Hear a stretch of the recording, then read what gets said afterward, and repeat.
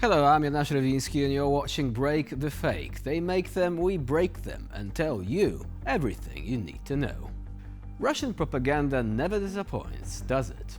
This time, it is Dmitry Peskov, the Kremlin's mouthpiece, serving up yet another bewildering piece of commentary about the US elections. According to him, the United States could quickly end the conflict in Ukraine, presumably if only they would stop aiming for what he describes as a strategic defeat of Russia. Of course. It's as if the Kremlin actually believes Washington has a hidden button, like a conflict off switch, and is simply refusing to press it out of sheer spite or something. And just imagine, all it would take for Russia's dreams of peace to blossom is for the US to stop opposing their special operation of waltzing through sovereign countries. Наверное, не надо лукавить. Важно, что выборы завершились в Америке. Почему это важно? Кто-то во время предвыборной кампании говорил про войну. Кто-то говорил о мире и о том, что быстро установит мир. А Америка это является той самой страной, которая конфликт вокруг Украины может прекратить очень быстро. Потому что это та самая страна, которая и прямо, и косвенно вовлечена в этот конфликт. Это та самая страна, которая декларирует цель нанести стратегическое поражение нам, россиянам, нашей стране, Российской Федерации. И если кто-то может что-то изменить, тогда это надо приветствовать. Если это слова во время предвыборной гонки, видели такое и ранее. Вот, наверное, мой ответ. You might have noticed someone actually holding up a laptop with Peskov and a heart sign, as if Peskov was some sort of K-pop idol or something like this. Anyway, that was Dmitry Peskov, and then there is the ever so subtle Olga Skabeeva, who just couldn't resist trying to tie this all into a juicy conspiracy theory about American voters. She's now highlighting a video of one voter, an absolute gem, as she puts it, as if he alone proves that Russian sentiment has somehow seeped into US ballot boxes. So naturally, one single clip is enough to validate all those whispers of Russian influence. One wonders if Skabeeva is banking on Americans having amnesia about what real influence actually looks like. У нас для вас есть небольшой сюрприз. Вот люди уходят, они ловят такси, уезжают, но одного человека мы попросили задержаться. У него есть особенное послание для всех наших зрителей, слушателей программы «60 минут». Его зовут Вес. И он по-русски не говорит, но немножко может передать такой музыкальный привет. Я смотрю, музыки много было сегодня в эфире. Wes, what is your message to Russian people? Пусть еда будет солнце, пусть еда будет небо, пусть еда будет мама, пусть еда буду я. Thank you so much. Спасибо. Спасибо. Спасибо. Thank you. Это невероятно, Валентин. Вот в таком настроении люди покидают вечеринку Дональда Трампа. By the way, Russian state TV propagandists on the streets of America, and nobody's stopping them, it's all fine, apparently. Kind of weird, isn't it? Anyway, of course, Moscow's game is kind of obvious.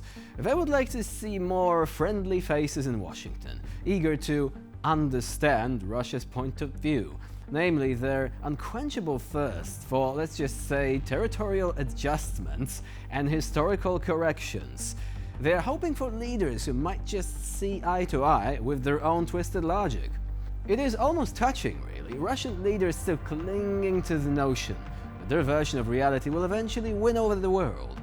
And they are left dreaming that maybe, just maybe, an American election might finally bring that one person willing to hand them the keys to their imperial dreams. Well, dream on, I guess. Russia and its warm embrace of democracy on the international stage. Whenever someone like Trump appears on the horizon, Russian propaganda is full of hope. maybe now America will forget about Ukraine. It is, after all, their favorite mantra. It doesn't take much to spark the Kremlin's enthusiasm. Отряды Путина.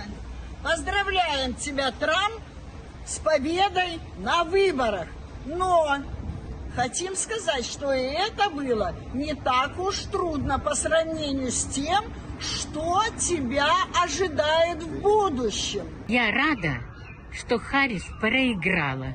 Наш мудрый президент поможет решить все проблемы.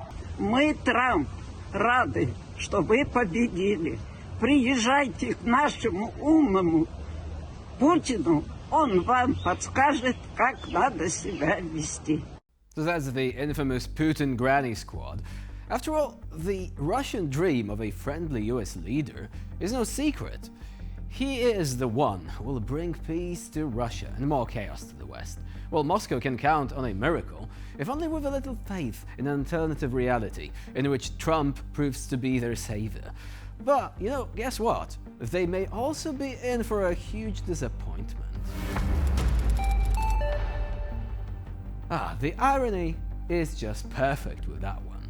Russia's deputy health minister, of all people, is named, drumroll, Vladimir Zelensky. You couldn't make this up, even if you tried. Imagine the confusion at meetings, the whispered jokes in the corridors, the subtle glances. Somewhere in Moscow, there is a bureaucrat with a permanent grimace every time someone calls this poor man by his full name. Зеленский Владимир Анатольевич, первый заместитель министра здравоохранения. То, что первый хорошо, но с фамилией не очень вам повезло, честно говоря. Громко нигде не называйте. It almost feels like a cosmic prank. Russia's government, working tirelessly to slander Ukraine's Zelensky, has its own Zelensky right there in the Ministry of Health.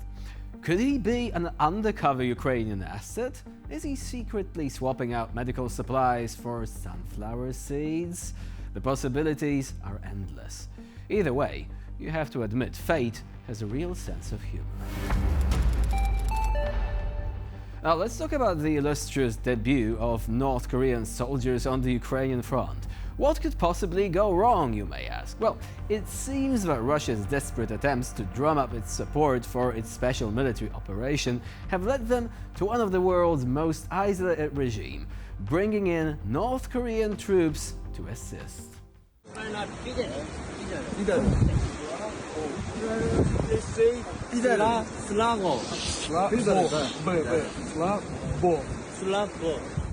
Now, imagine this scene. A battalion of troops who barely know a world beyond state-controlled propaganda is suddenly thrust into free territory, complete with internet access.